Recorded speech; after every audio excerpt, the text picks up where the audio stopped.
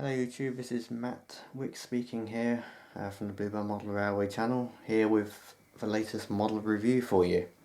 And this latest model is the Hornby Adams Radial tank engine, which is in the LSWR Livery number 488, which is based on the Bluebell Railway and is the only survivor of its class. So let's get into the model now and have a look around it. As you know, there is already another Adams Radial tank engine out on the market, which is from Oxford. I did originally have that on order, but after seeing a few little bits of it and a few more images, etc., and seeing it in the flesh, I wasn't too sure on it, and the price was excellent, I have to say, but for the money and the differences, I changed back to Hornby quite quickly. This model was purchased from DeRails, which I think is in Gloucestershire somewhere, and it was for a very good price, which is £104.99. I believe I have a few more in stock. I ordered this back in November after I changed my mind, but it was a pretty good price from DeRails, and they've even run it in for me, which is or test run it, I should say, as you can see there from little Dan with a smiley face. But good service from DeRails, and very helpful, and a very decent guy to chat to is Dan at DeRails.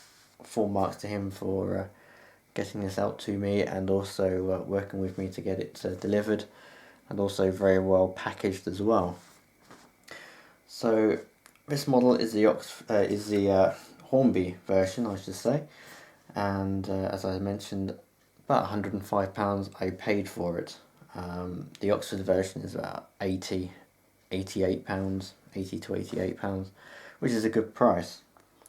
But there are differences and there are errors on the Oxford version. If you are willing to look over those, it's a good price. But for me, it was the Hornby one which is correct, and is actually a more refined model, if you like. If you're willing to spend the extra 20 or so pounds, then go for the Hornby version. Anyway, let's have a look at the Hornby version, and I'll talk you through some differences between the two models. So getting a bit closer to the model now and having a look what we have, and let's go through some details, because there's a couple of details that come with it that you have to add on. Obviously you get an extra coupling for the front end, and you also get some vacuum or steam heater pipes. I think they're probably the steam heater pipes in there, which clip on, I believe, to the underside of the buffer beam. I think that's the vacuum pipe on the front there, which you get on the front and rear. You also have the brake rigging for the underneath, which just clips into the holes on the brakes themselves, and that is the only really details you get with this, so there's not very much to put on there. You also have the operation and oiling points information that you get with it, as to where you detach the body, etc. So there's a few screws in there that you have to undo, but I've been warned and told it is very, very tight, so be very careful when you take this off the chassis. So let's have a look at the model itself. So it's a very nice shade of LSWR pea green. It is not as in your face as the Oxford version. It's slightly faded, but it's not too bad, but it matches the precision paints that I use for my kits and models, so it's not too bad. So the overall colour is good. You can see the printing of the letter 488. You can also see a wealth of detail on there, as you can see. The rear pony track, or radial axle as it is known, is actually separate, and it swings from side to side. There is not much up and down motion. You can see it there as I lift it up there. You can see there's a lot of downward play, but not a lot of upward play, and that was another issue with the Adams Radial from Oxford. there was not enough play in the rear axle. In fact, there was no spring or anything in the rear axle. So it was very poor and always grounded out over a bump or any track imperfections. It was very much an exhibition quality model, if you like. So perfectly flat track work, etc. The front bogie is actually attached between the cylinders with a spring, I think, from what I can understand. Yeah, just a very slight spring, but again, there's not much play on that. Possibly 1 to 2 millimeters of play up and down. Again, not very much, so your track work has to be pretty good. The wheels are plastic injection moulded, and the colour, it matches quite well to the paintwork. The Oxford one has quite a thick tyre on it, and it comes up to just underneath the spokes, but that is painted black. On this model it's not, it's just green plastic, but you can put some Hornby black or some black paint around the rims of the wheels to make it look a little bit more presentable. So that's a little niggle on this model. It's not too bad, but the plastic wheels do not make it look great, but generally it's not bad at all.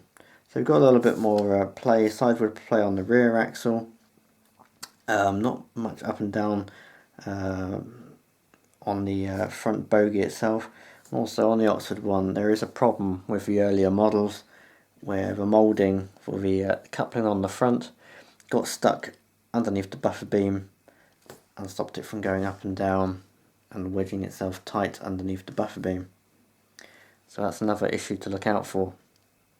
But overall, the look of it looks very good. The coal load in the rear is removable. It also pops out the filler cap as well.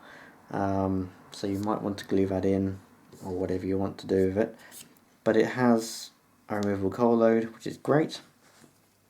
This model is die cast, so it's half metal, half plastic. So some areas are metal, which is mainly the main body of the locomotive, or the model itself is metal. You can feel it, it's quite cold. But generally it gives it a great weight. I've seen some figures, it's about 30 grams heavier, the Hornby model, than the Oxford model, which is great because it gives you more adhesion and it gives you more tractive effort, which is fantastic.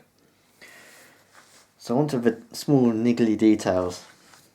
The dome on this, in my view, is correct. The Oxford one is incorrect. It's too squashed, it's too small. This was laser scanned at the Bluebell quite a few years ago. So the dome on this is correct and looks correct.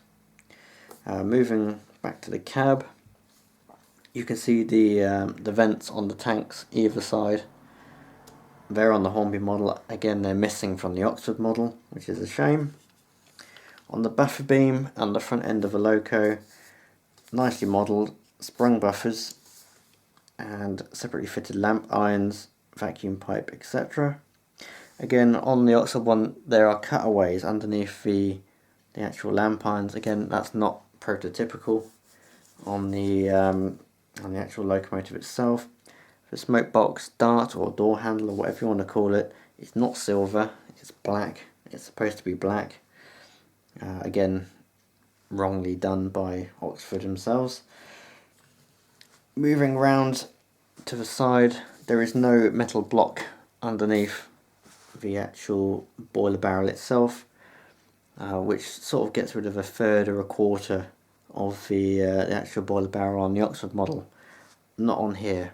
The motor is actually mounted further back, driven the front set of driving wheels, and it's also got a flywheel as well within the actual gearbox housing, which improves the running no end as well.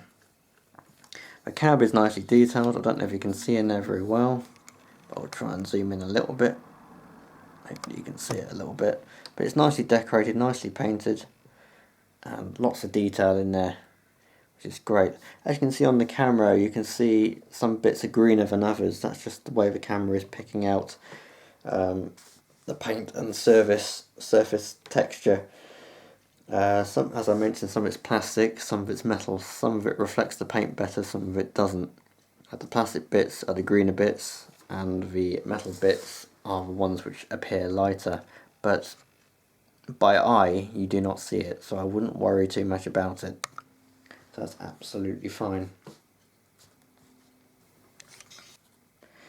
On the electrical pickup side of things, there's pickups on the front bogie and pickups on the main driving wheels, which is great. There's nothing on the rear wheels, as that's just sort of floating in mid-air, just keeping it on the track. Nothing attached to that in terms of wiring or anything, so it's just the main 8 wheels at the front, which is absolutely fine. And with the flywheel it should run absolutely perfectly smoothly and well over point work, install frogs, etc., which is great. Cab windows look good and are all glazed, which is fantastic. It is DCC ready. The chip is located in the rear of the locomotive, so it's actually in the bunker itself, but you have to take all the body off to get to it.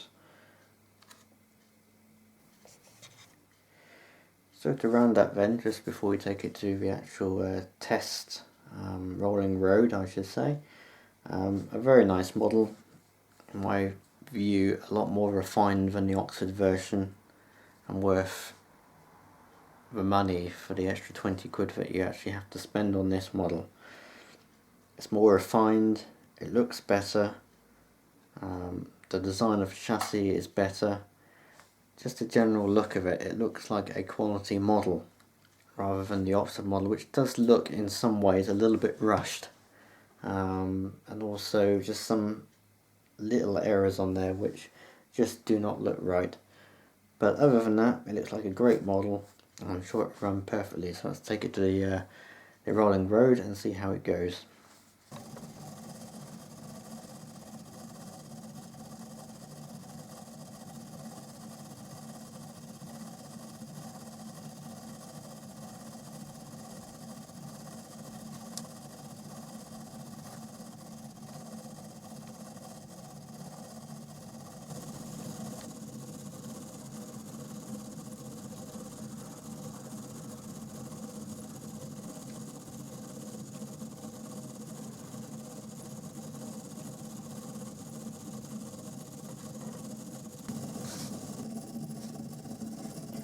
So there we have it, the Hornby Adams Radial tank engine. Beautiful model, smooth running, well detailed, well thought out, well designed, and worth every extra penny that you have to pay for it over the Oxford version. You can just tell between a very experienced manufacturer, a model manufacturer, and someone new to the market. Obviously the Hornby one is a little bit more money, the Oxford one is a little bit cheaper. If you can get over the errors on the Oxford version, I'm sure it's well worth the £88 or £80 to spend on the model. But for me, the Hornby one is the more complete, more refined, more accurate representation of the Hornby Adams Radial, or the Adams Radial tank engine. Beautiful model, well worth the money. Please subscribe and like this video and share it if you wish, and we have some new videos coming on the workbench side of things in the next few weeks, as well as a few layout videos which have been made and completed. So please subscribe to the channel, like our videos, share the videos, and hopefully we'll see you next time on the next new model or workbench or layout video. Thanks for watching.